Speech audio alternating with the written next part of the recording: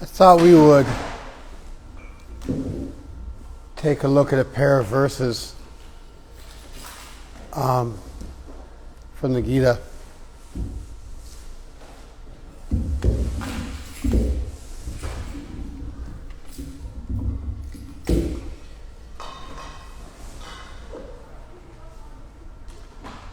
I'll give you guys like a real clean translation, and then we can. I think the issue with them is relatively easy to see.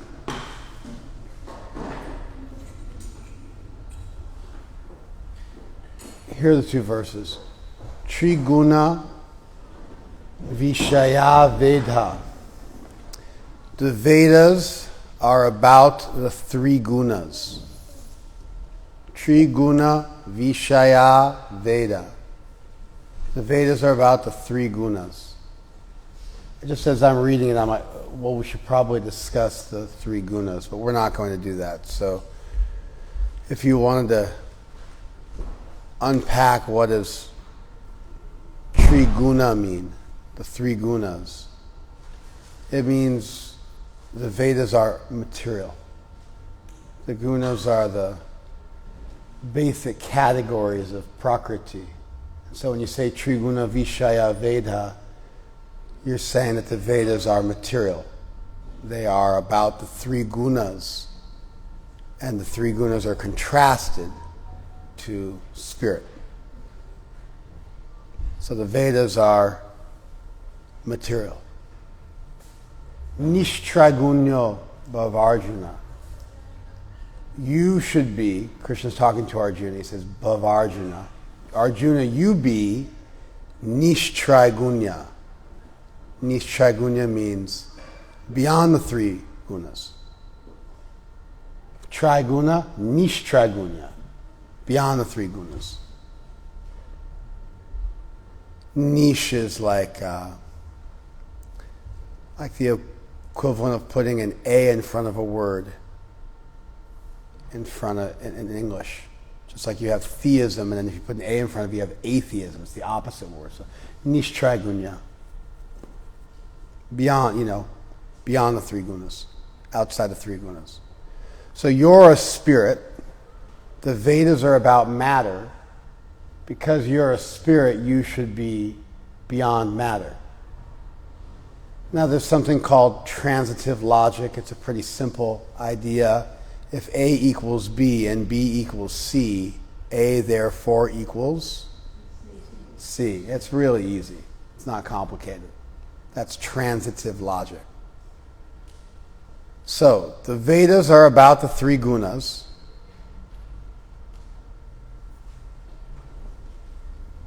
And you should be beyond the three gunas. And therefore, you should be beyond the Vedas. Did you guys follow that? It was pretty simple. You missed it. That's a problem. I can't make it any easier. That was the absolute easiest I could make it. I'm going to say it one more time. Here we go. The Vedas are about the three gunas. You should be beyond the three gunas. Therefore, you should be beyond. There you go. That was it.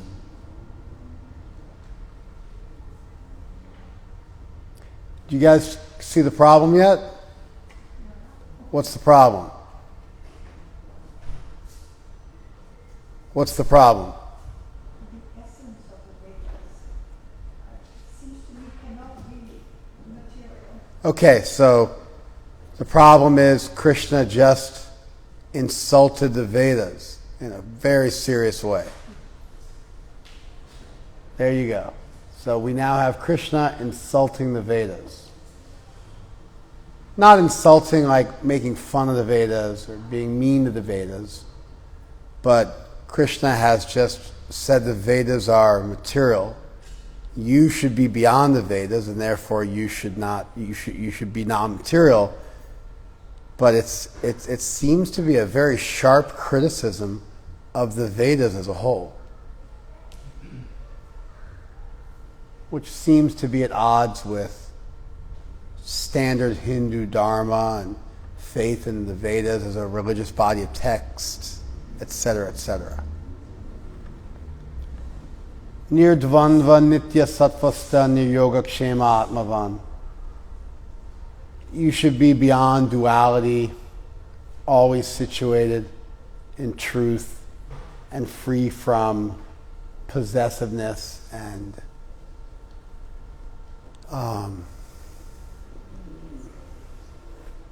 acquisition, desiring things and being attached to the things you have, desiring things you don't have, being attached to the things you have. Near yoga kshema means beyond acquisition and maintenance in this context. It also means beyond war and peace, but in this context, near yoga kshema means beyond yoga, wanting to be united with things you don't have, and then kshema, maintaining things you already possess. So Krishna says, Triguna Vishaya Veda. The Vedas are about the three gunas. Nishtragunya Bhavarjuna. You should be beyond the three gunas. Using a little bit of transitive logic, that also means you should be beyond the Vedas, which is a problem because the Vedas are supposed to be spiritual texts and your attachment to them is supposed to give you transcendence. At least that's what we thought. But here Krishna in the Gita seems to have a different point of view. And then he wraps it up by saying, Nirdvandva nitya sattvasta, you should be free from duality and always in goodness, and near yoga kshema atmavan, you should also be free from possessiveness and desire. And then the next verse, and I thought this is the verse I wanted to lecture on, but I felt like to honor this verse, you had to look at the previous verse to understand the meaning of this verse as well. Yavan, arta udapane, sarvata samplutodake. Yavan arta udapane. As much value as there is in a well. Sarvata sampluta udake. When there's water flowing, overflowing on all sides. As much value as you have in a well when you're next to a great body of water that's overflowing on all sides. How much value is there in a well when you have a great body of water that's overflowing on all sides? There's no value, because whatever the small well gives you, the much larger body of water gives you so much more, infinitely more practically. I mean, it's not exactly infinite, but if you're looking at, a massive lake or a huge ocean compared to the amount of water in a well, don't get into a saltwater, freshwater thing. That's not here. So whatever you can do in a small well, you can do and so much more with a large body of water. Tavan sarveshu vedeshu. Tavan. That much value in all the Vedas. Brahmanasya vijanataha. That much value there is in all the Vedas for the Brahman who knows. For the saintly person who knows. Vijanataha, who knows. Brahmanasya, for the Brahman who knows. Tavan sarveshu vedeshu, that much value in all the Vedas. So, how much value is there? Or as much value as there is in a small well when there's water on all, overflowing on all sides. That much value all the Vedas have for the Brahmana who knows.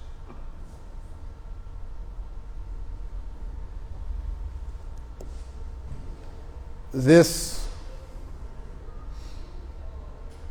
verse adds teeth to the previous verse. it doubles down on what's stated in the previous verse and makes it even more emphatic with the usage of a simile by comparing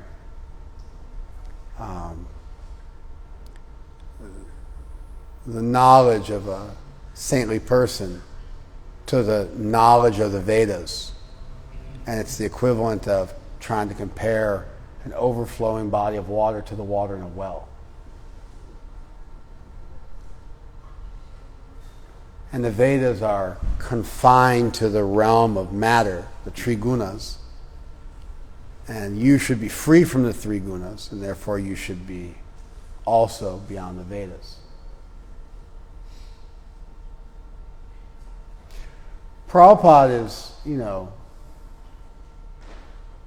aware of the problem of the verse, enough so that listen carefully to his translation and you'll be able to pick up what he's trying to do. The Vedas deal mainly with the subject of the three modes of material nature, or Arjuna become transcendental to these three modes. Did you see that? So Prabhupada did a little, it's not there in the Sanskrit, but he was aware enough of the problem of a straightforward translation that he just modified it just a little bit. Did you see what he did? What did he say? Yeah, they deal mainly indicating that there's something else to them. But that's not what Krishna says. Krishna says, Tri Guna Vishaya Veda. The Vishaya, the subject of the Vedas is Triguna. Krishna is absolute in his statements. Prabhupada, not wanting to have to be so incredibly critical of the Vedas and explain out of it, although he does also explain it out of it in the purport. Even in his own translation work, he minimizes the impact of the verse a little bit. I, of course, am today doing the opposite of that. I'm highlighting the incongruence to foster thought and conversation. So the Vedas are about the three gunas. You should be beyond the three gunas. The Vedas are about matter. You should be beyond matter. Therefore, you should be beyond the Vedas. Whatever value there is in a well when there's an overflowing lake of water next to you, that much value all the Vedas have for the Brahman who knows.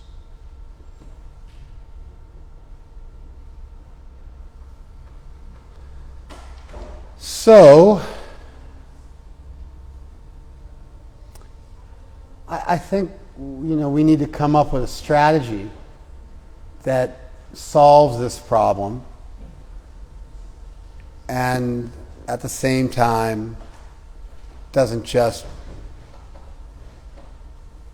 ignore Krishna's words.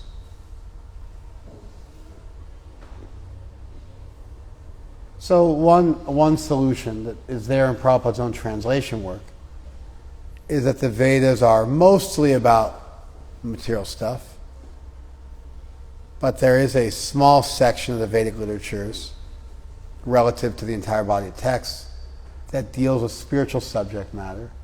That spiritual subject matter does not need to be ignored.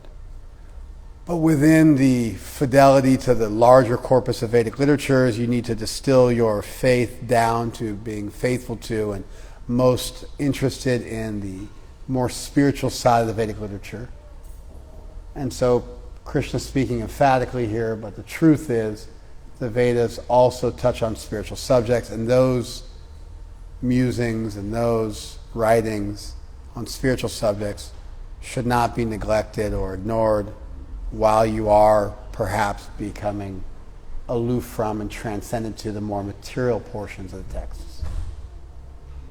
That's a pretty standard strategy for solving the problem. Prabhupada uses that. Our lineage uses that. That's a good strategy. That strategy requires you to minimize what the impact of the verse here. So that's a downside. Something has to give. Krishna's critique of the Vedic literatures is so strong that something has to give. And so one place to give is to just make Krishna's statement non-absolute.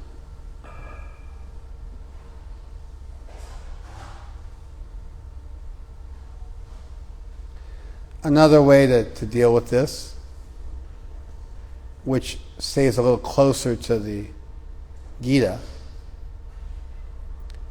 is that the Vedas have some value. And the evidence for that is that a well has some value because it has water, which is qualitatively the same as what's in the large body of, the lake. So the water is the same. It's just there's a lot more in the lake than there is in the well. And so it's not that they contain two different substances. So from Krishna's own statement, where he says the Vedas are about matter and you should be about spirit, the absoluteness of Krishna's statement is modified by Krishna himself, who then gives an example where it's not two different things. He doesn't say as much value as there is, in a bathroom when you're at a lake. In the bathroom, it would contain urine. As much value as in a toilet when you're at a lake. Krishna doesn't say that the Vedas have a completely separate substance. So he says that in the previous verse, but the analogy he gives has the Vedas just being contained. They're a book. They're a set of books. They have a set of statements in them. They may be pointing to or symbolizing something. But then if you actually grasp that thing that they're pointing to, you've gone beyond mere fidelity to a body of texts and the ritualism that might come from that. And you yourself have become a walking holy text, a walking place of pilgrimage. And now you bring spirituality to you wherever you are, and that is better than simply being attached to a symbolizing set of statements or books that means that knowledge isn't yours, it's somewhere else, and you're trying to attach yourself to that, and you're limited now by what's stated in the books, and you haven't really breathed in transcendence as your own being, and therefore a self-realized soul would always be beyond a body of texts because they have imbibed the actual message of those texts, and they're no longer limited by those texts and by the mere symbolism of texts. They themselves have become the embodiment of all the value in there, and they bring that to every occasion, just as a large body of water could be used for anything a well could be used for in every circumstance with the same type of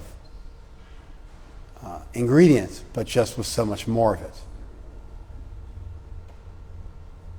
So that it makes more or less the same point. The Vedas deal mainly with this, but it uses the analogy of the Gita favorably by unpacking it a little bit and noticing that although Krishna speaks about two different things, spirit and matter, in the preceding verse, in the subsequent verse his analogy doesn't actually do that. It speaks about quantitative difference as opposed to qualitative difference.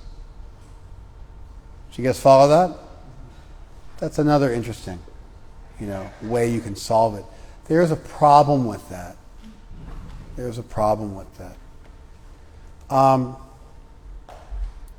The Vedas are generally, by their followers, the Mimamsakas, the followers of the Vedas are generally conceived of as being aparushaya. Aparushaya means not created by man or woman.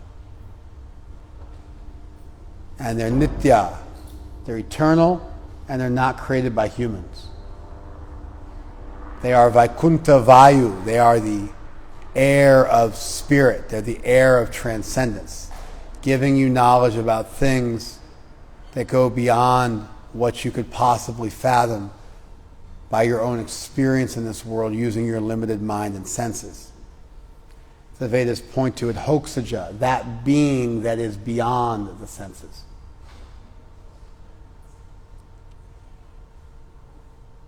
Akshaja means born of vision, born of sensual contact, what you can learn by taste, sight, touch, and smell and sound. But the Vedas are adhoksaja. They are above that. They're above what can be understood by taste, sight, touch, smell, and sound. So, just the normative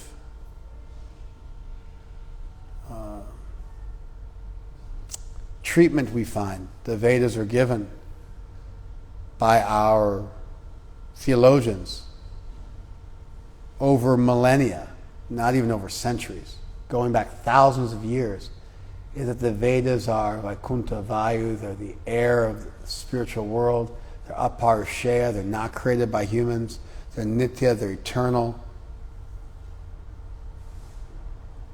And they point to that thing which is a Adhoksaja, which is beyond this world. And Krishna's statement is, in, as far as I can see, direct opposition to that.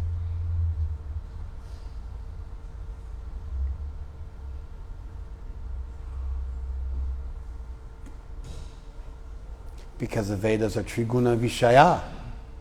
They're about the three gunas. And you should be Nishtragunya. You should be beyond the three gunas. And so if you were to say the Vedas are merely symbolic, and if you understand them, then you've transcended the letter of the law and you've embodied the spirit of the law. One problem with that is that the Vedas themselves are spoken of in much more glowing terms. In fact, Krishna himself, later on in the Gita, he says, Vedas chasavera hameva vedya. All the Vedas are about me. Vedais chasarvai hameva vedya. I am what is to be known by all of the Vedas. Vedanta krit Veda viteva chaham. I know the Vedas, I made the Vedas. I know the Vedas, I made the Vedas, by all the Vedas I am to be known. That statement comes about 14 chapters later in the Gita. All the Vedas are about me, I made them, I know them, and the Vedas are about matter, be free from matter, therefore be free from the Vedas, and whatever value you get from a small well, you get unlimitedly more when you're dealing with a huge body of water that's overflowing. Similarly, any value in the Vedas is superseded by the Brahman who knows.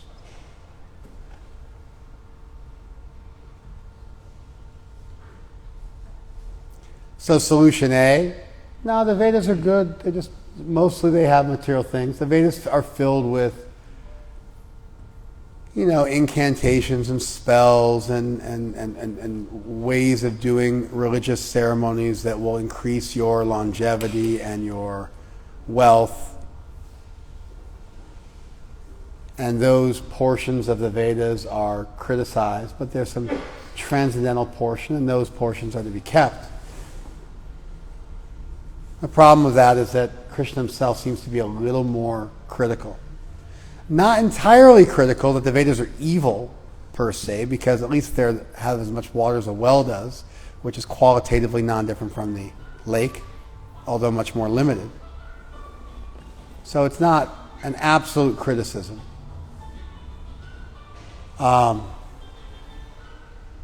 Thank you.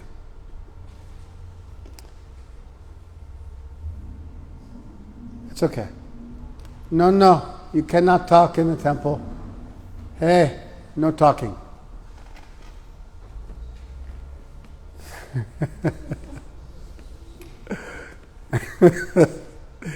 It's not okay to have your phone ring in the temple, but it's really not okay to then answer your call and talk to somebody. That's definitely not okay.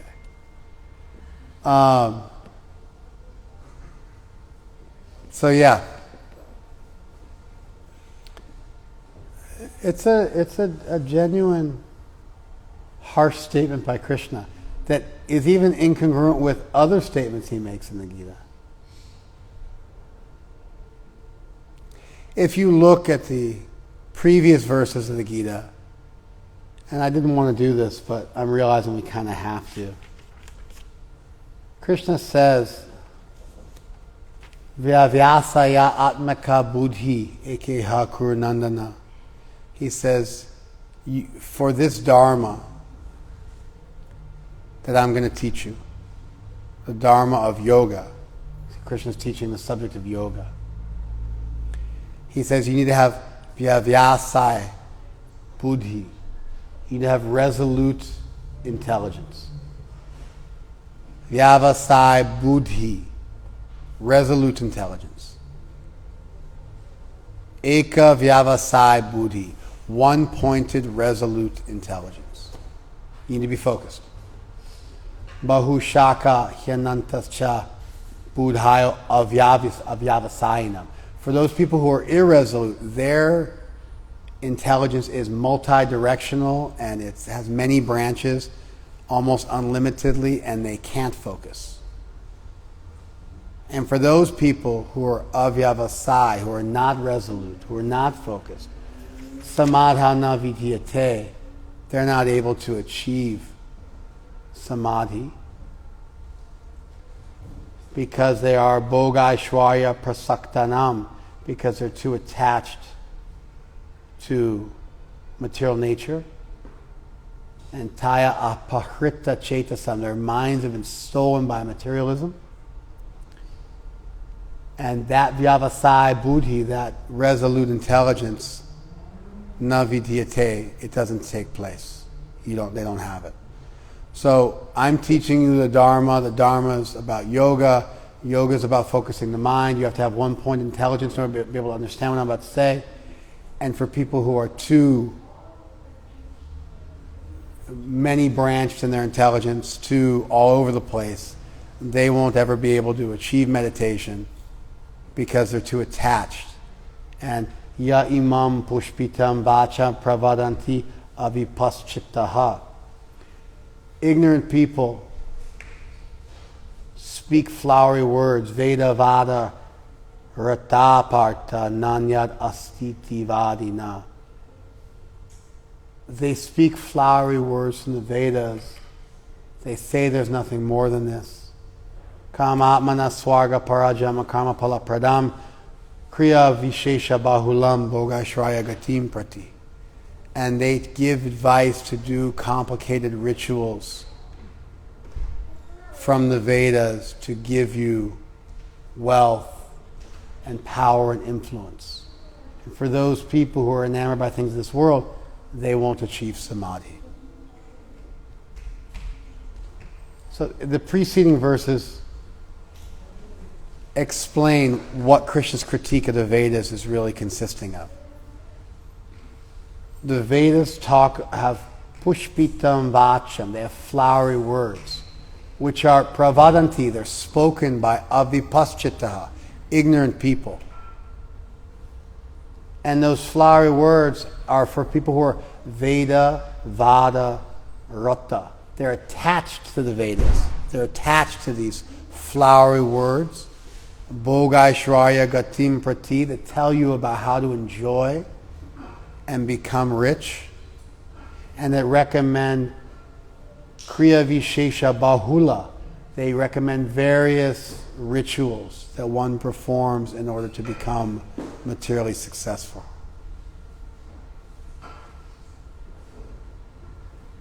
Sorry, there's too much coming and going from the room. At a certain point, I can't focus.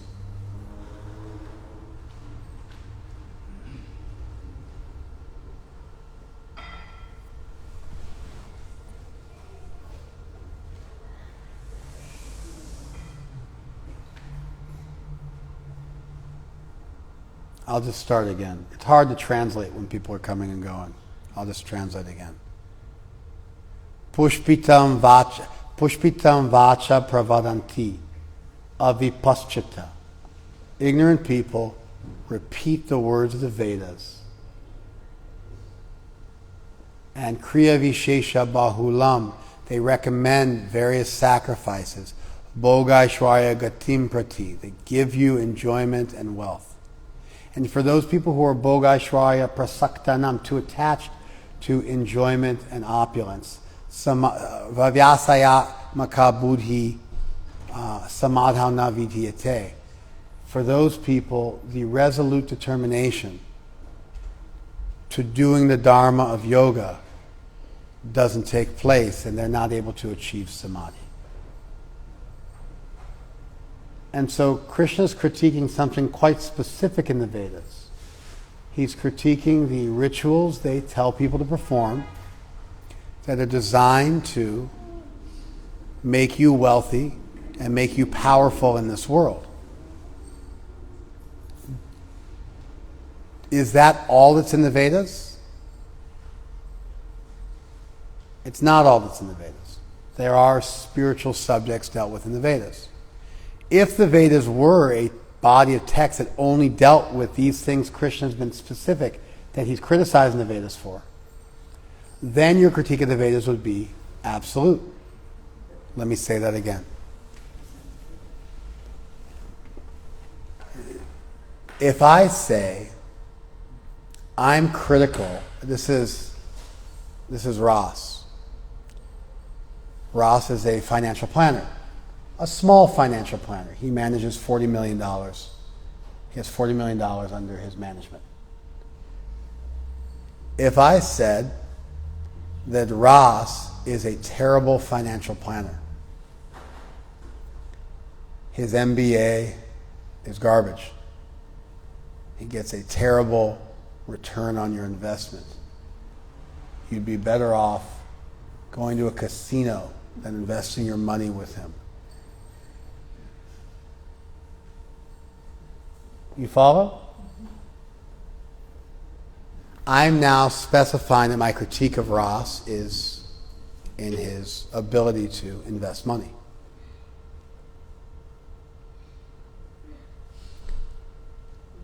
But that doesn't necessarily, Ross also played sports in college. He also played football. I'm not criticizing his football playing. I'm criticizing his financial planning. So for all things that have to do with financial planning, Ross is a pariah.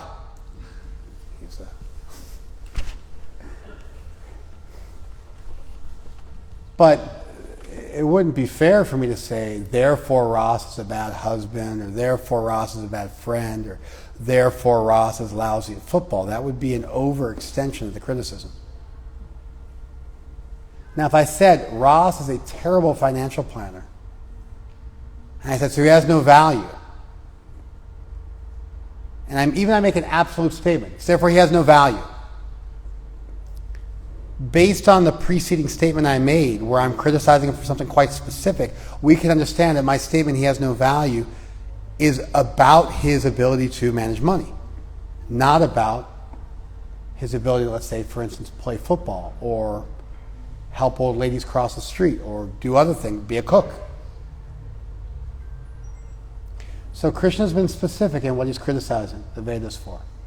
The Vedas talk a lot about doing rituals in order to become wealthy and in order to become successful in the material world.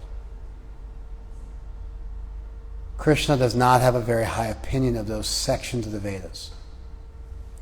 He's critical of them. So critical that afterwards he says, Triguna Vishaya Veda. The Vedas are about the three gunas, Nishtragunya Bhavarjuna. Be free from the three gunas.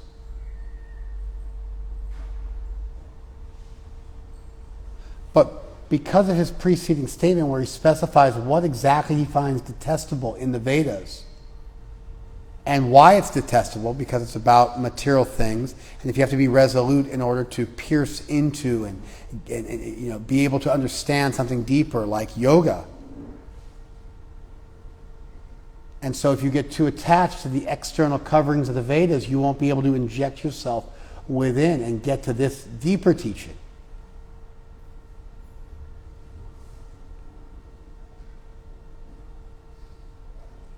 And therefore, Krishna also makes a statement that the Vedas are all about me. Vedas the Vedas ultimately all point to me. I made the Vedas. And so an absolute critique would just be a straight contradiction, which doesn't make sense. And so sometimes you get a couple of verses that say the opposite things, and you have to look at the surrounding context of those verses to understand what's most probably intended by the author. That's how you mimamsa, that's how you examine something. So when we follow that, when the verses by themselves have a straight contradiction, it's then acceptable and it's reasonable for you to look at the surrounding context. What literally context is that which surrounds the text. Context, what goes with the text. And by looking at what goes with the text, you can see that Krishna's critique of the Vedas is quite specific. He's critiquing statements about materialism. Even if they occur in religious texts, materialistic statements need to be transcended.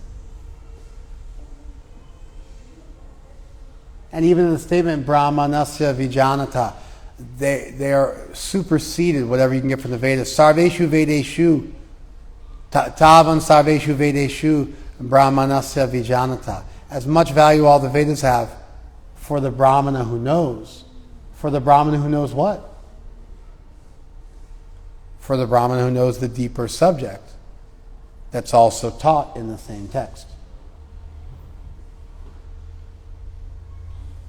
In this way, I want to give you guys an example of a couple of verses from the Gita that are in almost direct opposition to one another. And I wanted to start looking at the context of those verses and look at different strategies in an effort to distill down, clarify, and dive into what Krishna was intending. Did you guys follow that? All right, give me a little feedback. Like one person, give me some feedback.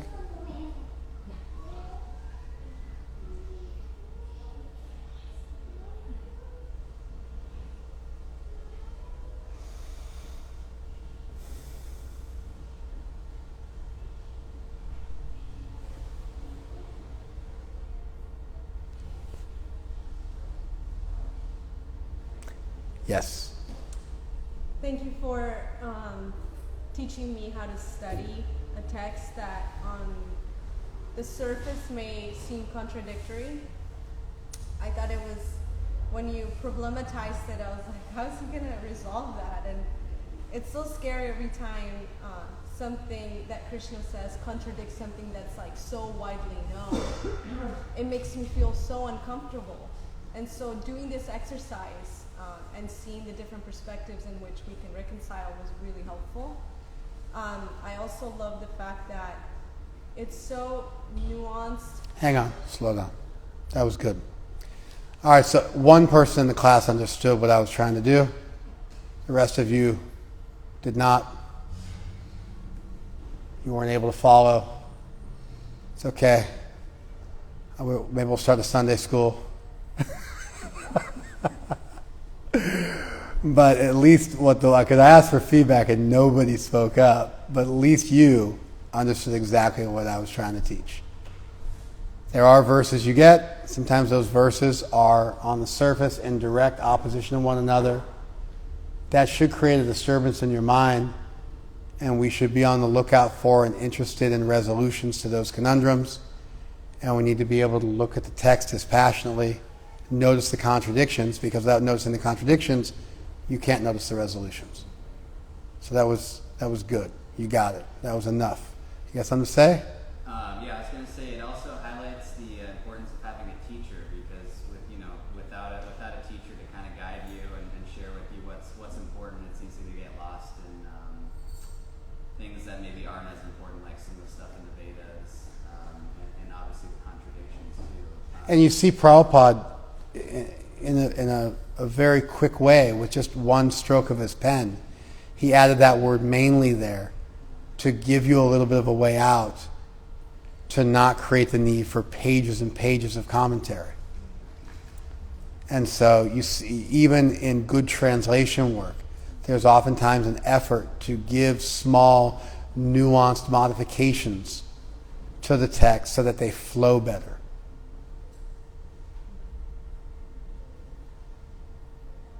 Okay, good. All right, let's do a little kirtan. Thank you so much.